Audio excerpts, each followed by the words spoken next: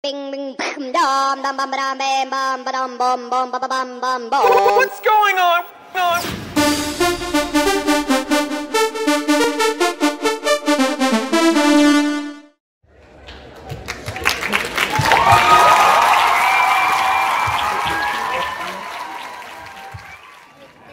Kære publikum, velkommen til eftermiddagens musical forestilling her på Hoptrup Efterskole, Natten på Vrangen.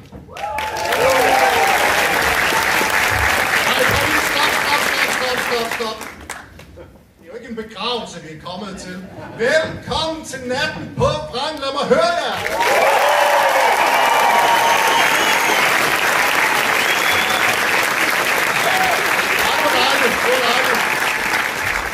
I går aftes, der havde vi besøg af de tidligere elever. De klappede sådan her hele tiden under forestillingen. Det forventer jeg, at I gør også nu i dag. Det skal være en fest, det skal være en fejring, fordi vi har verdens skønneste, fantastiske unge mennesker på den her efterskole.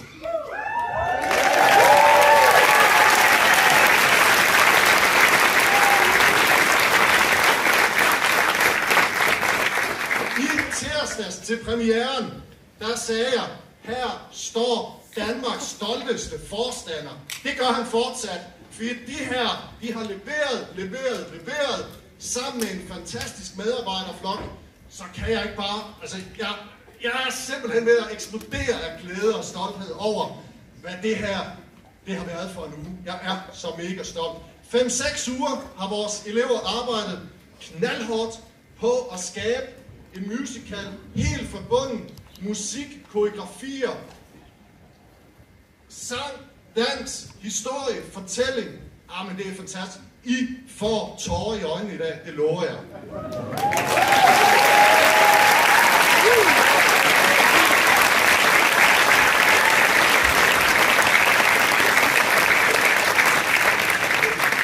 Jeg har sagt det til eleverne. Nu siger jeg det til jer. Nyd det. Det her, det oplever I kun én gang i jeres liv. Og opleve Natten på Vrangen på Hoptrup Efterskole.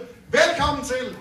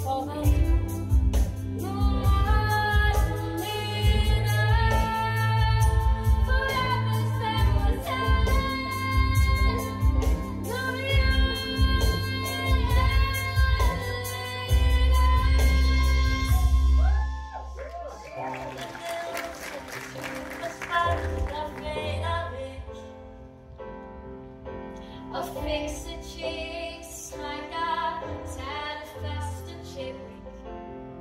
Og kun revolvermænd og kogte kunder er her stadigvæk. Og så er der hende, der ikke tror på kys og kærlige ord.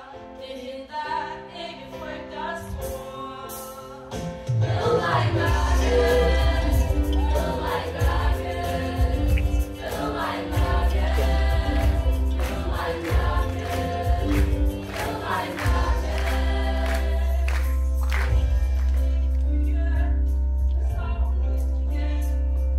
Med fortiden og beskyen er hun tørt for sin gamle ven. Men i min ægte verden står hun ufortabt. Men fremtiden for verden har hun samlet af og skabt. Men gør det ondt, men hun spilder øjeblikket. Måske er det sådan, men vi ved det ikke. For vi er ikke hende, og I skal passe på. Og måske glædes til at stille over i verden, hold på tå. For at se dig i fra byen, og sjældent når jeg tør. Og jeg nogensinde været så fredelig før. Vi sidder hånd i hånd, med øjnene tændt. Kun vi to kan vide, hvordan vi er endt. Og kender hendes læber, og en tunge løg med. De har mange ting at skjule, de elskede i fred. Kom med, så vi kan dele vores drøm i et syn. Men se om solen falder over byen. For i år, men se om solen falder over byen.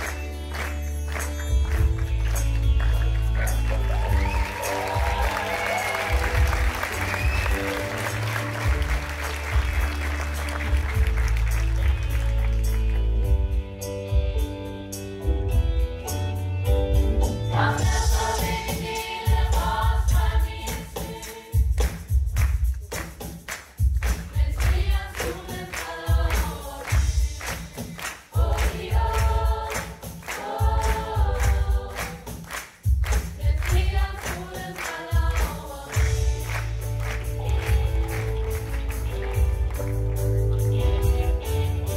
Kom med.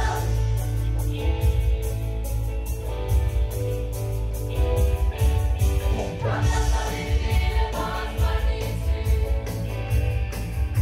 Men se om solen falder. Historier har det at lade over sig selv. Nogle gange ved vi alt, nogle gange ved vi ingenting. Men de fleste gange ved vi noget. En sjældent gang imellem ved vi lige præcis så meget, så vi ved, hvor lidt vi egentlig ved. For at forstå alt det, vi alligevel aldrig kommer til at forstå. For at forstå det, vi alligevel aldrig helt fatte, er vi nødt til at starte et sted. Og det er det, vi har gjort. Vi begyndte på en historie. Men indrømmet, vi er ikke begyndt med begyndelsen. Så derfor ved I nu allerede, hvordan det hele ender. Men bare roligt, for endnu vigtigere for historiens gang. Vi ved ikke, hvorfor det ender, som det ender. I hvert fald ikke endnu. Men om et par timer ved I alt. Alt om den historie. Men til gengæld ingenting om resten. Men lad os begynde. Begynde der. Og når solen falder over byen. Feel like Marcus, feel like Marcus, feel like Marcus, feel like Marcus. Feel like Jesus is a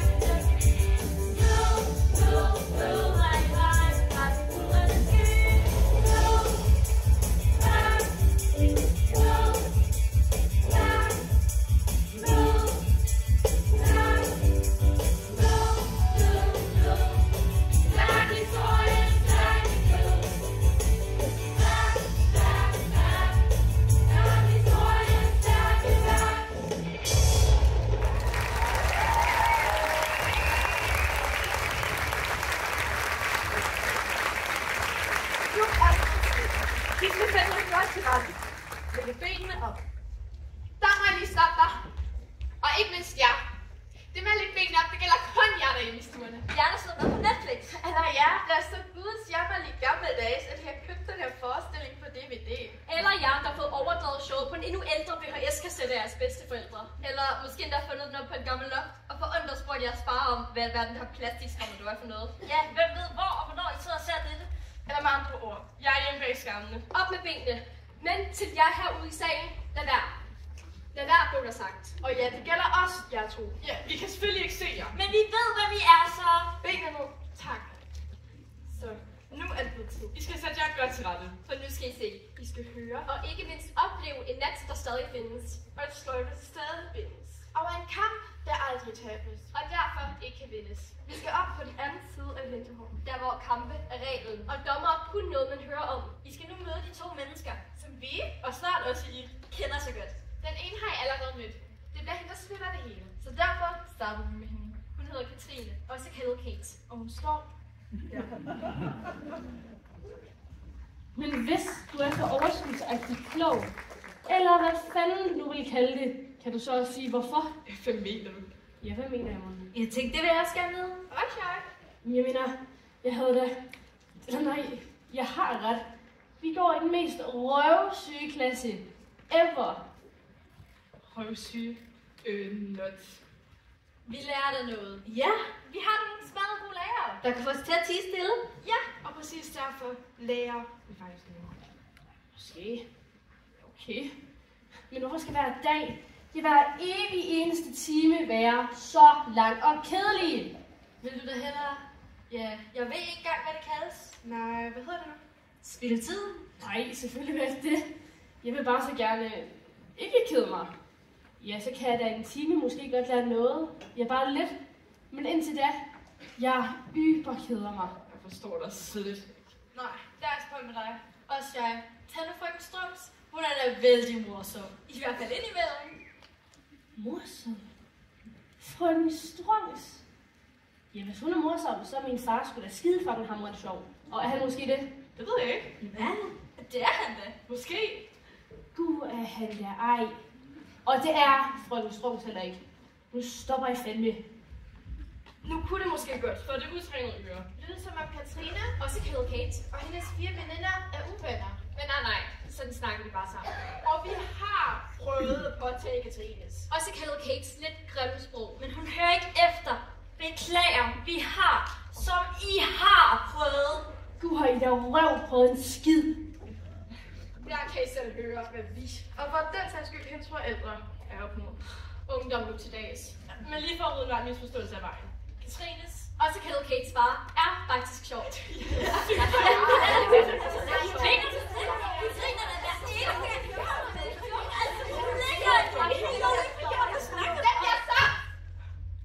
Vi er ikke alene. Se, det kunne måske godt lyde som om, at netop i dag er en helt særlig dag. Men her må vi også gå fjert. Den her snak har pigerne skrevet som hver gang de er på vej hjem fra skolen. Ja, og lige en sidste præcisering. Katrine, også kaldet Kate, har ret. De går i den kedeligste klasse i mandsminden.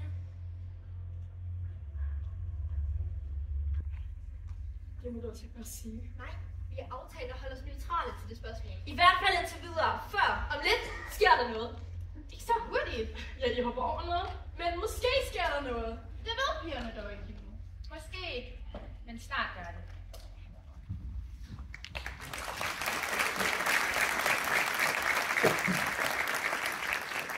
Nej, det bliver da ikke ved med at være sjovt. Bare manden siger, som man siger. Den slags bliver sgu da slap efterhånden. Som man siger.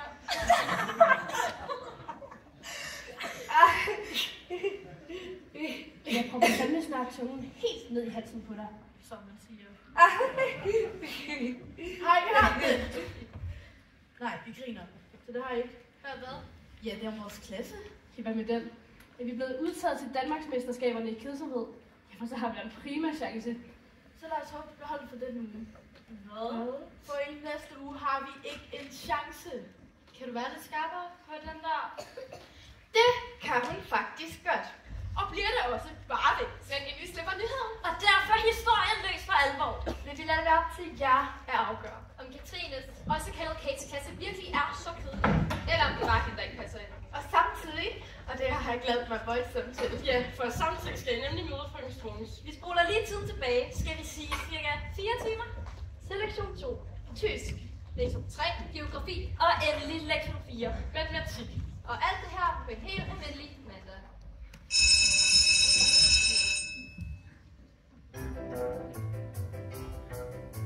Ruhe, das Glocke hat geschlagen und die Lehrerin möchten anfangen. Guten Morgen, Fräulein Strunz. Kommen nicht zu Spessen. Ach nein, guten Morgen allen Mädchen. Kann jemand in alle diesen hübschen Leute uns erzählen, was wir machen heute? Ja, Herr Fräulein. Vi skulle bøje nogle værter på den, vi kan de søde og rene, og nogle af de hårde beskidte. Noch einmal und im Deutsch, bitte. Bösen das Werben, Tabben, til vi alle sterben. Sehr schön. Na gut, wir fangen an. Jeg kan godt forstå, hun har en mange mand. Ja, hun er omtrent lige så sexy, så det er muligt at besluge. Mädchen, bitte Ruhe, bitte wiederholen. Nu stopper du, Sarah. Benene ned af stolen. Far, fuhr, gefahren. Far, fuhr, gefahren. De skulle vi er skidende til kammeren. Kennt Kannte gekannt wir kennen. und nennt Nannte genannt wir nennen. und rannt. Rannte gerannt wir rennen. Schöner Mädchen. Ja, du hast det virkelig diesen Boybror gekendt. Og dig, du siger ingenting. Jeg ved ingenting. Det gør du nok, at du ikke bremse. Fortsæt denne ramse. Durchführ gegen. Bitte, du sollst deine Lippen bewegen. Durchführ gegen. Durchführ gegen. Alles. Durchführ gegen ohne Wiederholungsgesicht eller Durchführ gegen ohne Wiederholungsgesicht eller Durchführ gegen. Durchführ gegen. Durchführ gegen ohne Widerruf. Sieh doch los, nein, du er jo virkelig doof.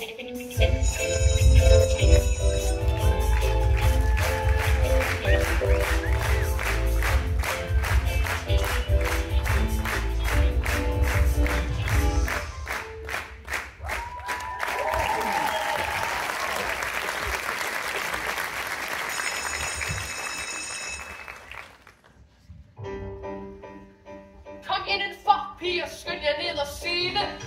Jamen, frøken Strunz, vi sidder jo allerede. Mærket? Hen som i dag er en af mine største glæder. Piger, i dag skal vi repetere alverdens hovedsteder. Ja, det er jo altid en viden, der kan komme en til gavn her i Danmark. Er hovedstaden København. Vi tager en mere af de lette hovedstaden i Andorra. Ja, Jeanette. Hedder lige Sondor, og jeg hedder kun Jeanette. Nå ja, men derfor er det jo stadig lige let. Og Luanda, Ligger lige midt i Uganda. hvor har du set det? Bag på en Coca-Cola. Du tager fejl, det er hovedstaden i Angola. Og dig der, ved siden af. Undskyld. Jeg gætter hovedstaden i Kina. Ja. Hvor hedder den Madrid? Det er i Spanien. Hold nu op, Du er fandme strid. og så tager vi turen ned til Polen. Sarah, Jeg ved det. Benene ned af stolen. tak. Rumænien, Budapest. nej. Bukarest. Sikke I kan, vi bliver på Balkan. Kosovo, Christina. Og må jeg sige, hvad den hedder i Kina? og lidt først har vi Argentina. Jeg kan hjælpe lidt, de taler spansk. Jeg hjælper lidt, når vi taler dansk. Holder den for meget tilbage. Tilbage til Europa. London, Er vi capital of England? Og lidt Nordirland. men stændig Irland. Udmærket og Berlin. Er hovedstaden i det forenede Tyskland?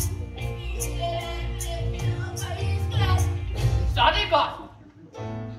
Hey, hvad hed den største by i Italien? Venedig. Nej, tag det om. Napoli. Nej, heller ikke det. Kom nu, kom. Kom nu, kom. Paris. Er jo hovedstaden i Frankrig. Det rigtige svar er Rom. Du ved jo ingenting. Du er jo virkelig dum.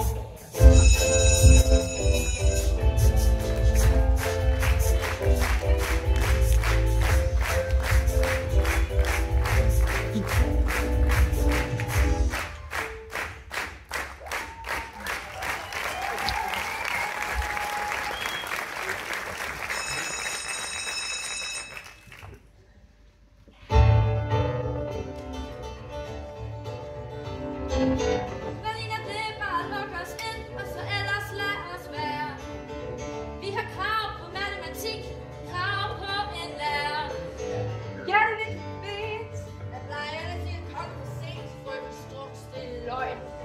I klarer ikke 3 gange på et døgn. Hun er fandme streg, men hvad du kom med? Hej, din dreng! Rolig nu, piger. Ikke så bryske. Vi skal nok slippe for en ekstra time tysk. Og det er heller ikke fordi, I skal have lidt mere geografi. Nu sker der jo også andet her på skolen. Sara, jeg ved det. Benene ned af stolen. Tak. Men da matematik ikke er på mit repertoire, har jeg skaffet en helt ung vikar. En god bekendt af mig, han hedder her Fisk Tommy. Han ligner en hård hej, har allerede slået mig i nomi. Så hvad tror vi, I siger? Hej. Jeg lytter ved døren. Kaffes Tommy. Kald mig Søren. Jeg synes, det er fint, at så ryger jeg frem. Se ham blive, der er noget sødt med ham. Vent, med hver mund. Han er måske, hvis han trænger til lidt kram. Ikke noget for mig, lidt for tam. Heller ikke her, lidt for klam. Nej, det er mig og Pia. Jeg er lidt, jeg kram. Kilogram, hektogram, kilogram, tantikrammer af et navn. Så er det nok. Det var en skam. Jamen, så er det, sagde jeg lærer. Du har ikke grund til at gøre det for dig. Og selvom du er lidt for stille og lidt for rank, så kan jeg se, hvad du har manglet. Stop det der. Og det er noget, jeg prøver at skjule. Du ved, hvordan for godt, hvad der sker med den hule. Så er det nok. Men når du gør med min fantasi, at se på dig, du har brug for en pige. Så er det nok. Jeg vil med sejren. Er I ude med sejren? Så er det nok. Så er det nok. Så er det nok.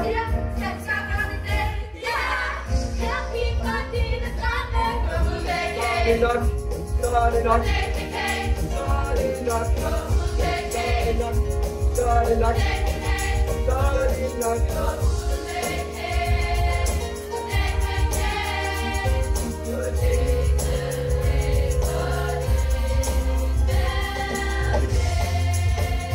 Så er det nok.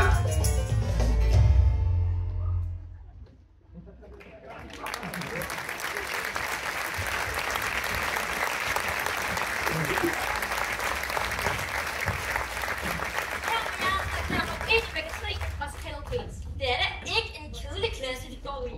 Hvorfor har vi ikke fået det ret allerede? Det ved jeg faktisk ikke. Men det vil heller ikke spille nu. Nej. Og dog. Ja, stop lige en gang. Prøv at se det fra Katrine. Og så kan jeg Kates side. Jeg ser fra den stol til hjørne. Med de indlagte problemer.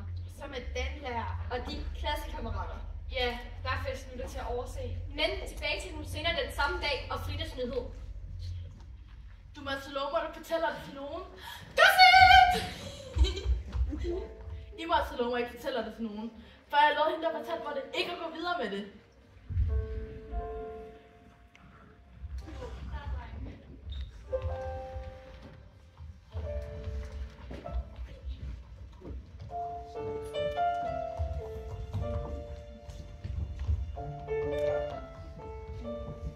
Husk nu, ikke et ord.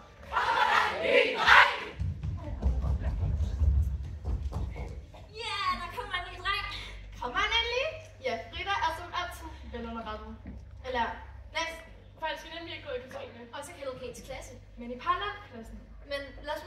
godt imod ham. Den slags er nemlig ikke forventet med. Jonas, som han hedder, er nemlig blandt dem, man i gamle dage kaldte for Guds bedste barn. Men til gengæld er Jonas, som hedder, ret flot, ret godt, og i hvert fald temmelig morsomt selskab. Og hvor ved du det fra? Så jeg har læst et forhud. Har du da læst et forhud? Nej, læs bare lidt foran jer. Så ved man, at han er intens og sjov selskab. Det kommer Katrine. Også kaldet Kate, også til at synes. Jamen, altså inden det hele lige går op i fest og farver, der er et problem med ham. Og det er... Han var træt. Så frygtelig træt. Han var færdig, havde ikke flere kræfter. Han var led og ked af skolen. Ville sidde for sig selv. Og nu gad han altså ikke køre efter. Så er det måske derfor, han skifter skolen. Igen og igen. Jamen, det hjælper ikke noget.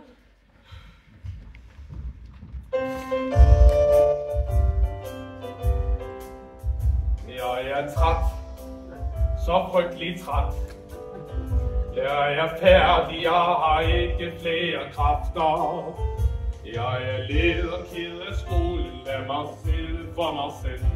Og jeg gider altså ikke høre efter. Redaktør, jeg tror det kan bestemme. Trætte du husk det. Jeg har helst glemt trætte rollinger til bare at give fingre til det store trætte musestol. Det her du tænke bord. Trætte bankefag i et fucking kreds og en forlægtøj. Trætte politik og ligegyldig historie. Trætte det er blevet almindeligt og trist. At du siger med mig selv som det sidste. Trætte øregas og savletud. Trætte på savle tavleklud. Trætte verden som det er i live og geo. De er så trætte af at høre på Susi uden leve. Træt i døden over en tysk. Røvende 4. division, selvom skolen den er jysk. Det skulle dog vise sig for, at Jonas, som han hedder, ikke var ene om at have det sådan. Jeg er træt, så frygtelig træt. Jeg er færdig, jeg har ikke flere kræfter. Jeg er led og ked af skolen, lad mig sidde for mig selv. Og jeg gider altså ikke høre efter. Træt af lange musiktimer og en tekst, der bare rimer i stedet for at passe. Jeg er kun glad i formen minutter. Nu lige fra timen slutter, går i lorteklasse. Træt af det timer, du bare kig. Træt af det former på matematik. Træt af geometri og indgradstillings af løgn. Dårlig og kun matematik. Og min hat der en dag på kundernes højre. Træt af alt sprog, der ikke lyder student. Jeg ved ikke, hvorfor jeg må jeg har slet ikke vælge plads. Træt over at have sløjt. Fremtiden stinker og siger mig ikke en døjt. Træt af at skulle æde hvad jeg selv har lavet. Træt af ikke bare kasse min lærer på hovedet i havet. Træt af lærere, der tror de ved alt. De finder bare ikke, hvad der er galt. Jeg ikke derfor kunne bare ståler. De tror de kommer med visdom i lov til det stråler. Forleden kom det onde helt tæt på. Musiklærer forbød mig at tage kasket på. Træt troede i går i dag i morgen. Det meste af det trætte livet i skolegården. Så jeg bare tror, at nyder er fri. Så er der penge i indre hjertehysteri. Den monster trætte stræber og flot på kæde slæber. En bror stikset fast i flere dele. Tror du kan det bliver så godt og fucking travlt træt i det hele?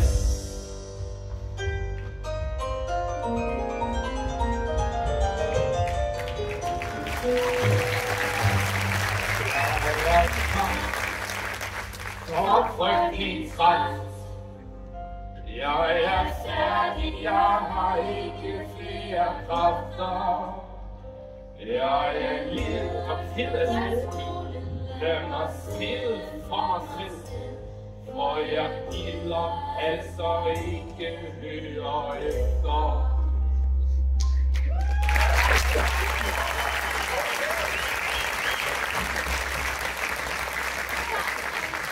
Historiens næste højdepunkt. Vi har nu fået etableret, at Katrine, også kaldet Kate, Har det svært med og i skolen, og derfor ofte dagdrømmer sig væk. Ja, vi har ligeledes vist jer, at Jonas, som han hedder, er mindst lige så ked at gå i skole, som min veninde er overfor mobilen.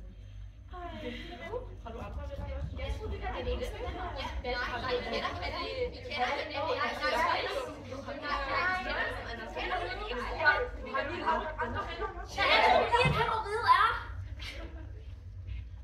Jo, det er nogle gange ligesom kæmpe byld, som du har op i et brændt bjergetøj.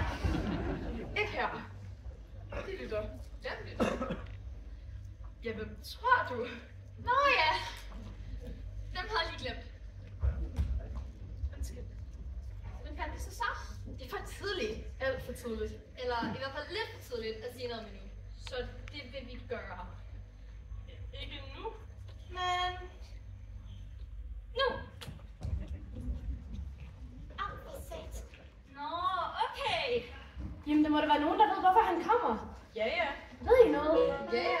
Hvad ved I? Hvad ved du, Ida? Det er mig. Jeg ved ingenting. Hvad?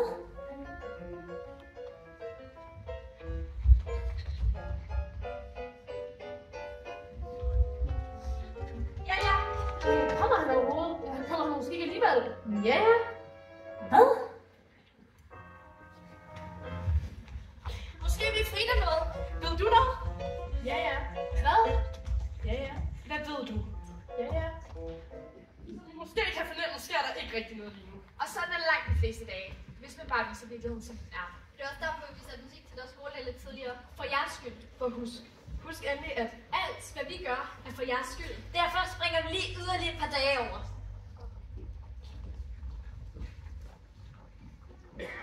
Det der, det kan du edderhugge ikke mene. Hvordan vil du have, at jeg skal kunne gøre det? Ja, ja.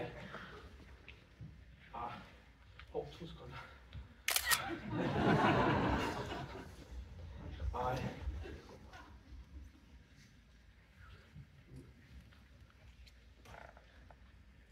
Det gør jeg ikke. Men det kommer jeg ikke til. For fanden, jeg har brugt år på at opbygge en facade. Fatter du det ikke? Det gør du ikke. Fint, så starter jeg slet ikke på den lorteskole. Hvordan jeg ved det? Fordi alle skoler er lorteskoler. Skole er lort. Nå, men det synes jeg altså. Lyttede du slet ikke efter til den sang, jeg sang lige før?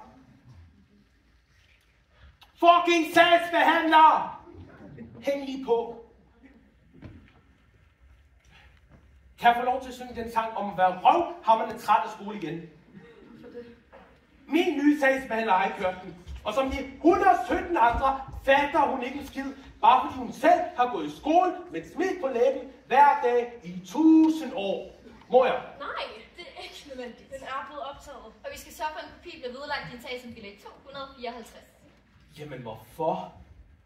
Den var sgu da mega god. Og de klappede helt vildt!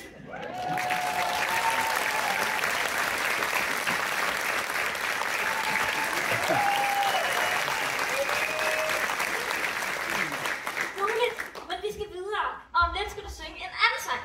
Og den er orkestret ved at være klar. En orkester? Hvorhen? De sidder lige derude bagved. Kæmpe smart ting. Tak.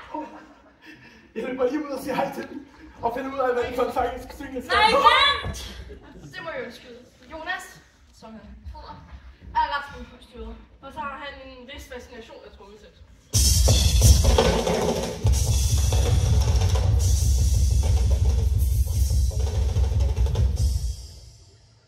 Som I kan høre.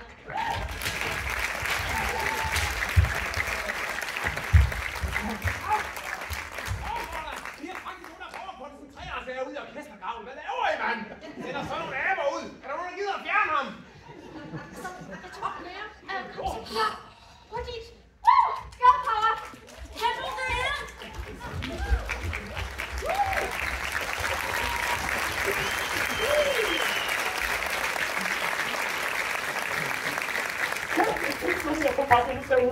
Jeg er så klar til næste sang. Er det ikke den der, hvor jeg... Jo, Fedt, mand.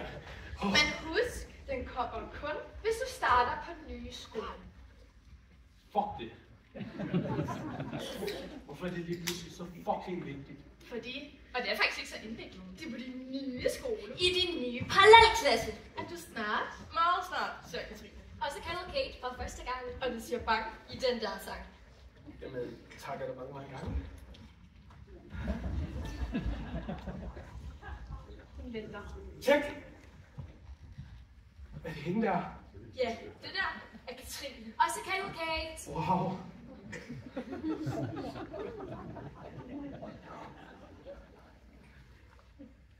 Nå ja. Hej. Ja, så er jeg tilbage. Ja. Jeg havde lige en spændende snak med dem, der fortæller den her historie. Ja. Jeg er med. Jeg gør det. Giv den her lorteskole. Den her nye skole en chance. Ja. Fino, fino. Vi ses. Nå ja, og forresten, når du kommer forbi, du skal bare se. De har fået lavet det for sygeste banerum lige derhen. De er forbi. Hvad laver du? Nej. De er for vilde på den her efterskole. Bare det var her, jeg skulle gå. Hvad hedder den egentlig? Hoptrup! Hoptrup Efterskole. Det var sgu da et latterligt navn. Fed efterskole alligevel. Altså, er det ikke snart nu? Jeg venter. Atmosfæren skifter med. Musikken sætter ind og dækker sig som en orientalsk styr under stemningen. Lyset skifter, og de tog står knivskarpt, mens der får en stille og voksen tåge på scenen. Har vi råd til det? Ja, Fedt, mand! og nu får Jonas, som han nu hedder, og Katrine, Også kaldet Kate. øje på hinanden for første gang.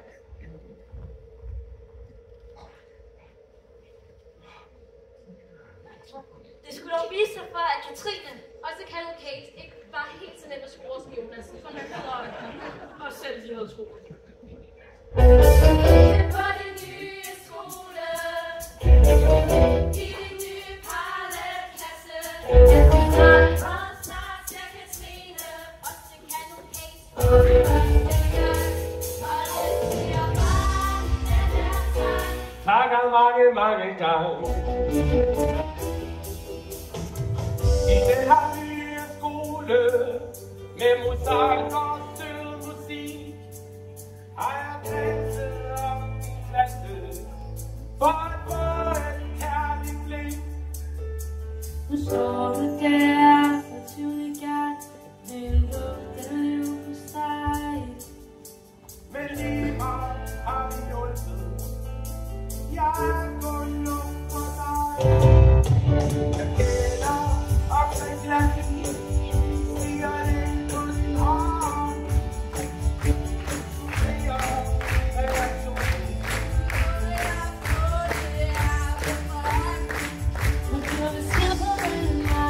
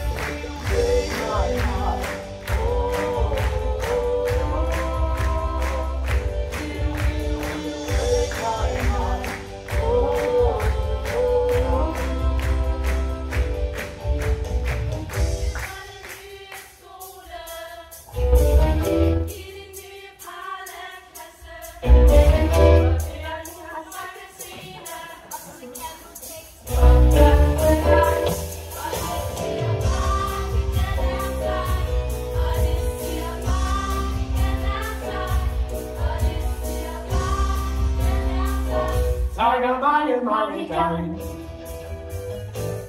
Hverken er skygge og solen er en væg. Glassen rummer nødvendig, den er så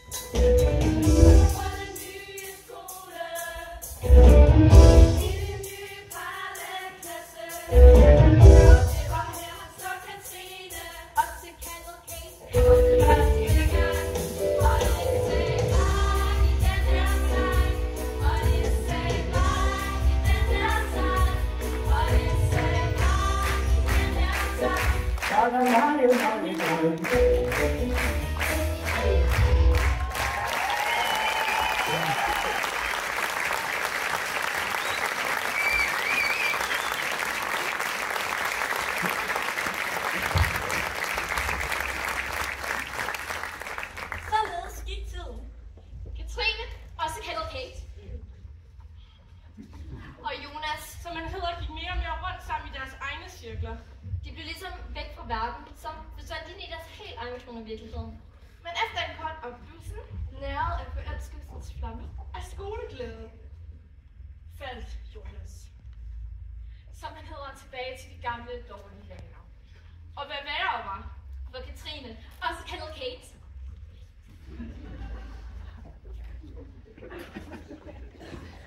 Men til gengæld godt for historien. Han tog Katrine, også kaldet Kate, med sejn på bunden. Det var skub. Men det var mere og mere, som om dagene ligesom gav slip på dem. Alle imens netterne tidligere trykken. De var ligesom rundt på tiden, i samme takt som det begyndte at gå galt. Ville de ændre på alt omkring dem? Ja, selv hinanden ønskede de konstant at lave op på. Og foreløbig var det i hvert fald også lykkedes for Jonas, som man hedder, at få Katrine, også kaldet Kate, til at give slip på det meste, og derfor også de fleste. For ikke at sige alle hans venner. Og som altid, når et menneske lægger sin æg kun en kur, stiger risikoen for, at den vælter med et brag. Og alt imens, at Jonas fik nye og tvivlsomme venner, lurede ensomheden efterhånden ret så åbenlyst over Katrine. Også kaldet Kate!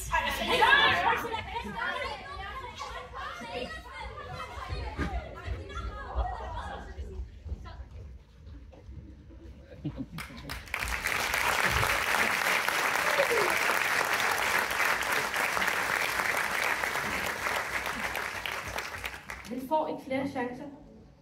Hvis ikke han kommer nu, så går jeg. Og jeg vil langt.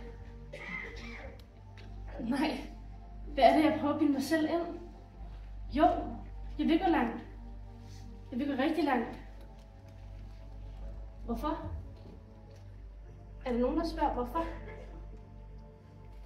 Jeg spørger. Er der nogen, der spørger, hvorfor? Hvorfor? Hvorfor spørger du dog om det? Jeg ved det sgu da knap nok selv, og så skal jeg stå til rådigskab for dig. Og ellers så spørger, så er det dig.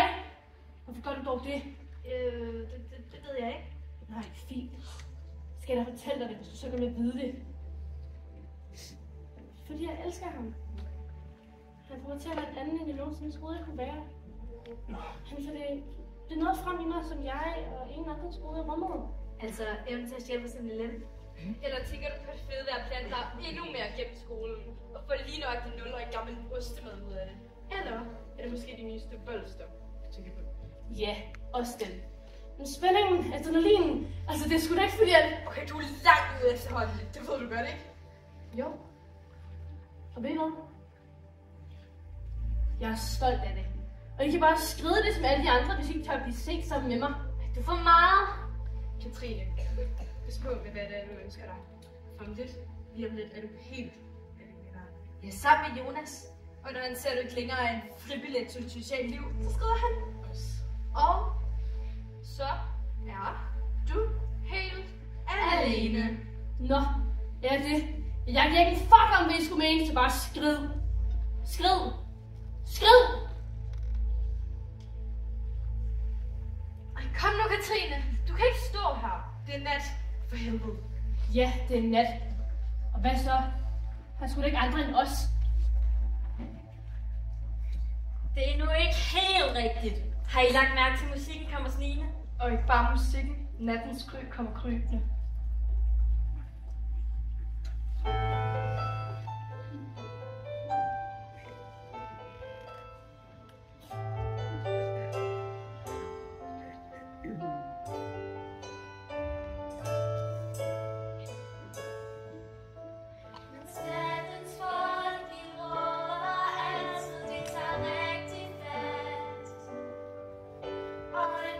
Som blander, men som magt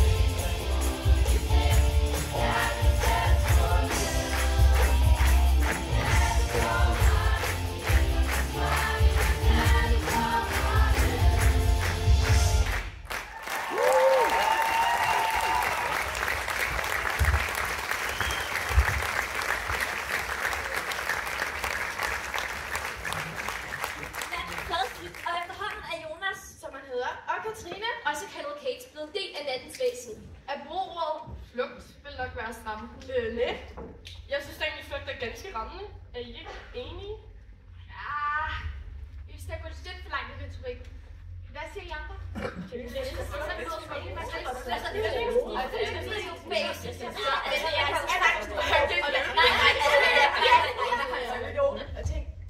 Det står lige her. Lad os stemme om det. Hvem stemmer for ordet flugt? Hvem stemmer imod? Stemmelighed. Så må vi have det store demokrati frem. Publikum, nu er det så jer. Hvem stemmer for flugt? Tak. Hvem stemmer så imod flugt? Tak. Er brugerordet flugt vil være stramme. Men hver gang havde de i hvert fald sagt farvel til det. Nu må landet blevet deres hjem. Og her følger Katrine. Også kaldet Kate og Jonas, som man hedder. Har vi ikke snart fået fastslået, at jeg hedder Jonas? Vi svarer selv. Jo, det har vi. Og jeg bliver altså ikke kaldet Kate mere. Det er for øvrigt også et åndssvagt navn. Ja. Det har du ret i. Altså, det må I jo erkende. Det er fandme et åndssvagt navn! Kate! Jeg synes, det er et pænt navn. Desuden havde vi ikke engang Jonas og Katrine længere. Hvad? Nej, vi er gået over i total night mode. Tak farvel til vores dagsnavne og opfundet vores nye night names. Night names. Nattenavne. Og hvad er så det? Jo, det er de navne, nattens væsener bruger til og om hinanden. Og der var ligesom natten bliver vendt på vrangen. Natten på bræk? Det er sgu da det, vi kalder dem. Fed titel alligevel. Hvis de er noget, vi har. Nej. Men hvor er det typisk for den her forestilling? Vi er de sidste, der får noget at vide. Og vi endda fortæller det. Altså, jeg vidste det faktisk godt. Du vidste det? Jo, jeg synes bare, at Katrine er sådan et smukt navn. Og så min farmor hedder jo også Kate, og så tænkte jeg jo Det bare... er for meget. Måske. Skal vi komme videre? Ja da. Hvad hedder I så nu? Jo, jeg hedder Starshine, og han hedder Silverlight. Nej, vi blev altså enige om GoldenEye. Nej, du blev enig om GoldenEye. Jeg kunne aldrig drømme om at sige, at du var guld værd. Allerhøjst sølv. Guld. Sølv. GoldenEye. Silverlight. Guld. Sølv. GoldenEye. Silverlight. Guld. Sølv. GoldenEye. Silverlight. GoldenEye. Silverlight. GoldenEye. Silverlight. Okay så. Silverlight. Men så vil jeg også gerne kaldes for Kong Silverlight. I skal ikke grine. Kongeflokken. Den, der ligger hovedet på blokken og svinger med stokken. Ja, hvor skideskøg gokken. Er vi så enige om, at jeg hedder Starshine og Silverlight fra nu af? Kong Silverlight. Ja, Kong Silverlight. Så nu af. Ja, altså, det ved jeg faktisk ikke, om vi bestemmer alene. Men der er jo pause om lidt, så vi lige tager med og spørger de andre. Er det allerede pausetid? Ja, vi tager lige 10 minutter. Der er vist flere af os, der har brug for at tænke sig lidt op. Tænker du på nogen bestemt? Ved du hvad, ja? Jeg tænker på dig. Altså, du er på vej ud i noget værre snavs med jo Silverlight. Kong Silverlight for helvede. Silverlight for helvede. Hvad er det for i øvrigt, du kalder for noget værre snavs? Vil du virkelig godt vide det? Ja, det vil jeg gerne. Altså vide det. Fint. Du bad selv om det. Ifølge historien er du Essekont.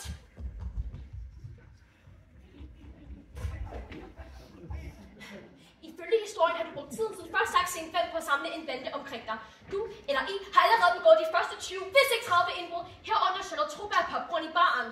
Og så det, der er værre, altså I skyder jo ingen midler. I er blevet pisseligeglade med alle andre menneskers førlighed. Og I opfører jer som den florbøller, I er. Gud, sagde hun dog lige det? Ja, det gjorde hun fandme.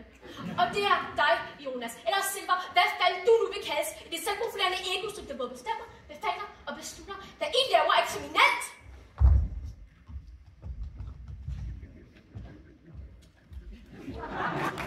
Lort!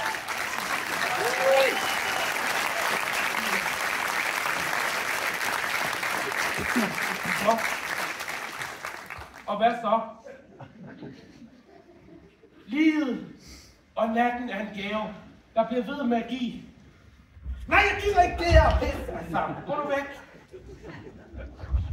Katrine, tænker du godt om? Jeg har 2 forslag til andet akt her.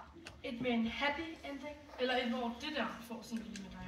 Det er faktisk op til jer selv. Hvilken slutning vælger du? Happy ending. En slutning med happy ending, Katrine. Tænk dig nu godt om. Det er virkelig ødelæggende. Altså, hvis jeg skal være helt ærlig, så synes jeg, at happy endings er sådan lidt lydløse. Der er måske lidt mere til noget med lidt mere girl power i. Pas nu på. Tag dig nu en kop te og hold pause med dine veninder, og det der godt igennem. Så gør vi det samme med fortællergruppen.